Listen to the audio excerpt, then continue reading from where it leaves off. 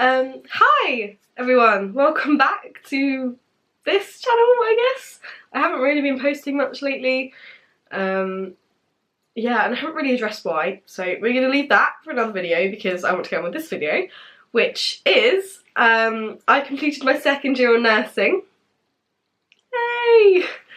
And yeah, I thought I would just go through what bits from what section of the year and how I cope with it and things like life stress as well that happened during the year, and just address it in this video because I did a similar one last year which I'll link down below so you guys can go check it out as well if you're interested. But yeah, let's get on with the video. I wanted to start by speaking about what modules I had in my second year of nursing school, and then yeah, what I did for each one and what was helpful for each one. So if any of you guys are studying nursing, you will hopefully use this advice, and yeah. So in year 2 I had 6 modules. Now one of them was an international exchange which I did in Denmark. With me being half Danish and half my family being over in Denmark, it was really helpful. So I did film that as well, so that's going to be in the description too. Just to document, if you want to go and look at what my experience was as an international student with nursing. So I did a lot of stuff in the Danish hospitals and things like that, but we'll get onto that in a bit. So the first module I had for the year was something called, it was the public health module, which we had to write an essay about a public health issue, and it was like an article we were posting somewhere. So I did mine on eating disorders, and the target audience was about young females. So obviously I know that there are males that suffer with this too as well. I'm not blindsided at all, that we just had to pick a target audience, and there was a lot of research based on young females, so that's why I did mine on that. So on this module I actually got a first, which is 70% or above, which I was really happy with, which was my first ever. I know that sounds really bad, but in year 1 I didn't really do put a lot of effort into the uni work as such, like the essays and things. So that was due in, public health had to be handed in by the 8th of March, which was the first essay sort of deadline. So we start in the end of August is when we start our second year, so it's quite a while before because we have to learn all the content, so I guess it's sort of, yeah. And then we go into placement in October, so I start my placement for third years in like a week or so, which is a little bit scary but also very exciting.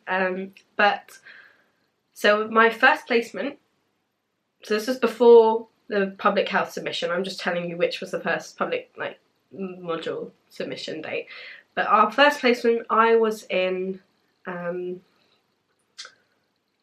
oh yeah, I was in a really lovely ward, I can't say the name, but it was an elderly ward which I experienced quite a few things I'd never experienced. This was my first sort of dementia ward.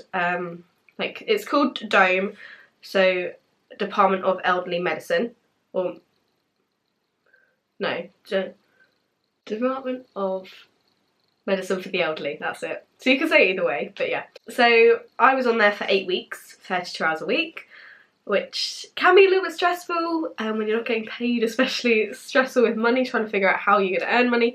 I was on the bank for healthcare assistance at this point as well, which means I could pick and choose my shifts when I wanted, which is literally the best thing in the world when you're a student nurse because you have no time. But yes, so I did that. The placement was amazing. Halfway through my placement, I don't think I've actually mentioned, well, I don't know if I've mentioned it in a video before or not, but I broke up with my ex-boyfriend, now ex-boyfriend, current boyfriend at the time, which was a really hard patch. I'm not going to say the reasons why because I don't want to bring it up in this video, but yeah, so that was a really crap time. But everyone on the ward was really supportive actually, which was amazing. Still love all the staff members on there, considering putting it as my management because everyone's just so lovely and it's a lovely place to work. Then I had my second placement, which was day case clinic place, which they did chemo, like chemotherapy for patients who have cancer, and they also did IV therapies. It was all intravenous, which is through a cannula. Usually they put in your arm, usually here or here. And yeah, so I couldn't do any of the cannulation because in second year we weren't allowed to learn cannulation. We're only starting to learn it now because they've introduced it. But so I couldn't do anything. All I could do was take them out, and yeah, it was not the best placement for a student nurse, especially second year, where you want to get your hands stuck in and do things.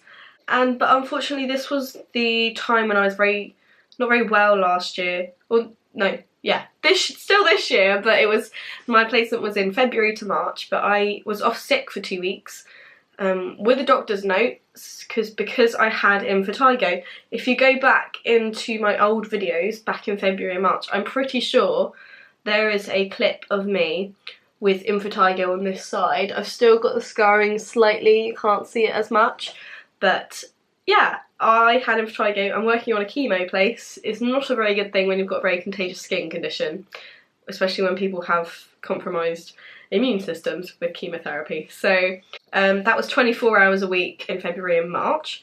Then, third placement this year was a community hospital near where I live, which was perfect. Everyone was really nice. There were great members of staff who were really friendly. Really felt welcome there as well. Had a lot of freedom, which I really liked. My mentor was great. He knew what his responsibilities were as a mentor. My past one didn't. She also, going back to the second placement, I worked with her once and she refused to sign things off for me. But anyway, to go back to third. But yeah, third placement was really good. I made some really good friends. And yeah, it was about I think it was 33 beds, the community hospital, which was standard sort of for a big ward. So half was looked after by one nurse, half was looked by another, and then there would be a floating nurse sorting out all the bits. But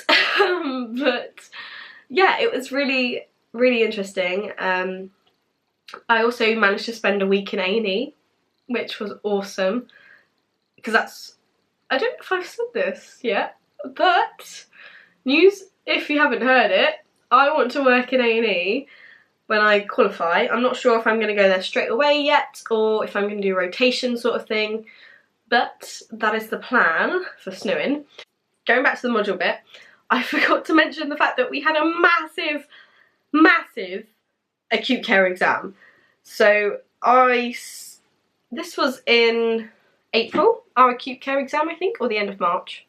But I thought I would also mention the books that I found really helpful for this acute care exam, in case anyone is sitting it. So the first book is this, Nursing the Acutely Ill. It's a case book which has all of the things in it. As you can see, it's been highlighted in a few places.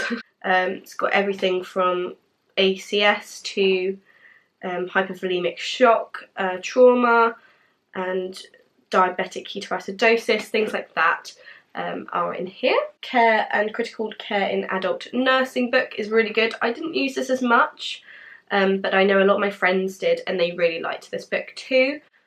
It's got chest pain, everything, different ventilation types, so NIVs, all that rubbish. Not rubbish, it's not rubbish, is it? We need to know it. Arterial blood gases and all that jazz in here. I'll try and put links to all the books as well, because I bought these books my own money. I know. For the long-term conditions, so this is going back to one of the modules, this was a good book. Also, with any of the stuff in second year, you're gonna be using a B&F. So luckily my dad actually is a pharmacist, and so is my mum. She's not a pharmacist, but she is a pharmacy technician, a band 6, and so she uses this a lot as well as my dad. So it's really helpful. All the drugs you ever need to know. This is the it's out of date now, but it was up to date when I did my exam, so till March 2018. So there'll be a new one out, but always helpful. Always use a BNF. You can always get the app on your phone if not as well. Like, I hope this all helps. But yeah, those are the books that I used, and the acute care exam was hard as balls, but somehow I managed to get a first in it as well. So, yay! Now let's get back onto modules. So as I said, module 1 was the public health. Second module was probably our OSCE and our safe medicate, which are usually in April or January, either one of those. It's probably not in April or January now. I'm just going to say a random date. But the safe medicate is where we do drug calculations, and I think this year we had to get above 80%. I'm pretty sure I got 100%, which is what we have to get for third year, so I was quite happy with that and sort of staying on target, which is brilliant. I'm very happy with that. I think it's like 50 questions we get, and it's calculating different drug doses. I'm not going to bore you with all of this.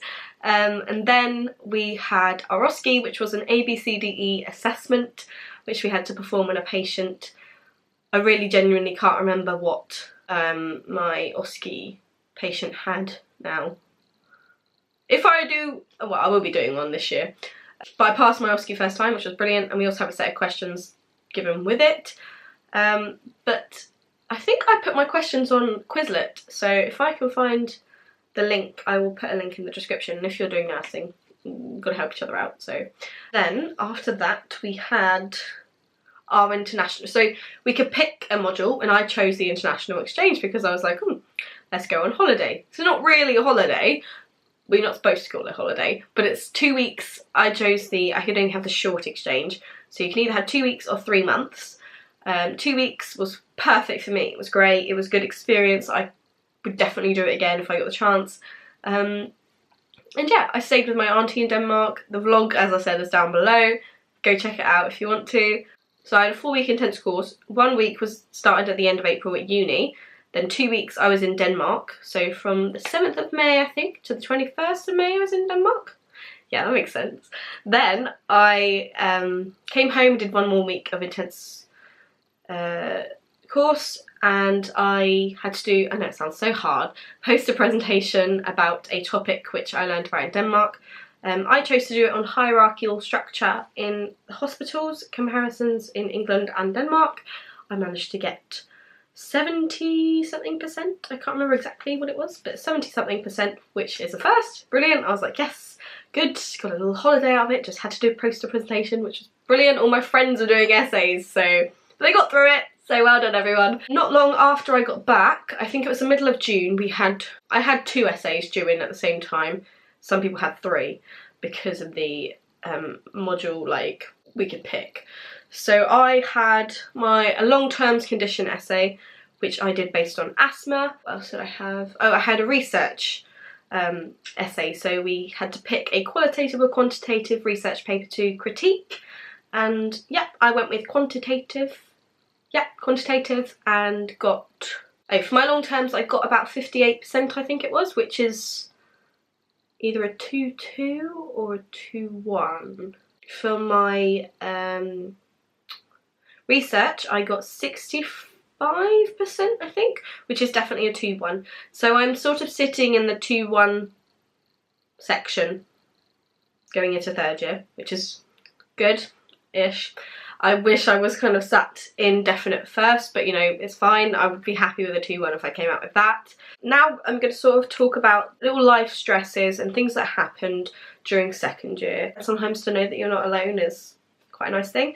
So as I said before, I broke up from a long-term relationship with my ex-boyfriend, which was about 2.5 to 3 years long. We'd known each other for 3 years anyway, but yeah, it was pretty crap at the time. Yeah, we've both got on with our lives, so yeah, it was a pretty hard, as it was my first breakup, it was quite hard to deal with, but I had to support my family, my friends, everyone was brilliant, so thanks if I haven't said thank you already for anyone that helped in that time. Then in May, which is a really hard one for me to say because I know it's going to affect so many people who I know and who are in my year. We had someone in my year pass away, which was really hard to deal with. I was actually in Denmark at the time when this happened, and it was quite a tough thing to deal with. I've never had to deal with it in that circumstance before, but it was just one of those, it wasn't very easy to deal with, but I think everyone sort of tried to come together and support each other in what had happened. Been a bit of a roller coaster. There've been ups though as well as downs. Like I've rejoined theatre group in Worthing now, and we're performing Greece in a few weeks. Oh my god. If you want to come and see, I'll put the link in the description and you can go buy tickets it's in the CANON in Worthing. But yeah, it's been a crazy ride this year, and I'm sorry that I haven't really vlogged in the last few weeks. It's just been a bit manic. So I have nothing else really to add to my second year of nursing, except the fact that I got through it and I'm still wanting to do nursing, I guess. But yeah, it's been amazing so far and I cannot wait for third year. And that sounds really stupid because I'm probably gonna hate my dissertation by the end of the year and want to cry and roll up into a little ball. But it will be fine because everyone has each other's backs, and yeah, that's it. I hope you sort of enjoyed this long ass video. But yeah, I hope you have enjoyed this video and I will see you very soon. Bye!